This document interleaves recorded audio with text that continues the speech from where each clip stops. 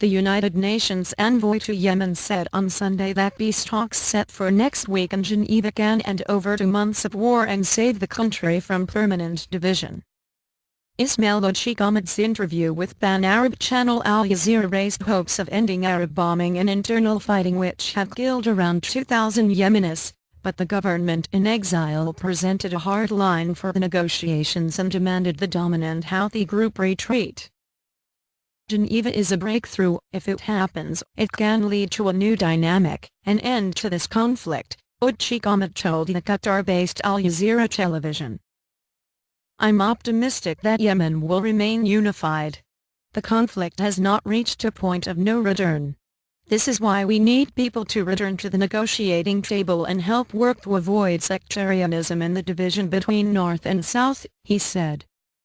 A Saudi-led coalition of Sunni Muslim states has been bombing the Houthis, fearing the Shiite movement will act as a proxy for Saudi Arabia's arch rival in the region, Shiite Iran. Iran and the Houthis deny any military or economic links.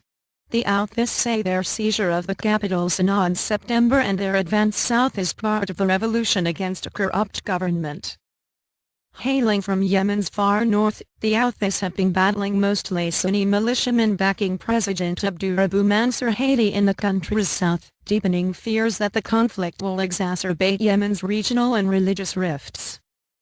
President Hadi, who fled to Saudi Arabia in March, insisted on Monday that the Geneva meetings would not be negotiations but would focus on making the Houthis conform to a UN Security Council resolution in April which called for them to quit Yemen's main cities and recognize his authority.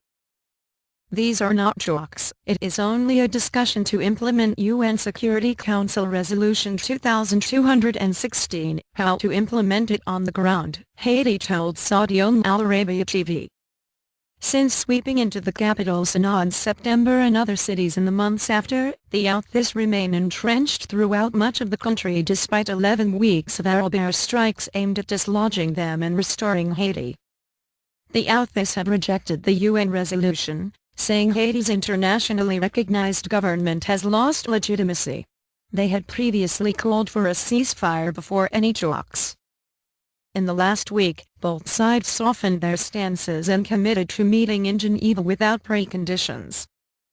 Meanwhile, Saudi-led planes struck Sana'a again on Monday, targeting a missile base, a special forces camp in the home of a former defense minister close to the Houthis. The official Houthi TV channel Al Masirah said 10 people were killed in airstrikes in their remote heartland province of Sada along the Saudi border. The report could not be independently confirmed.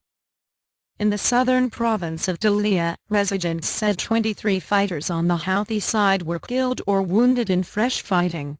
Residents of the neighboring province of Abiyan said 5 civilians were killed in Houthi shelling amid battles over the key city of Ladar.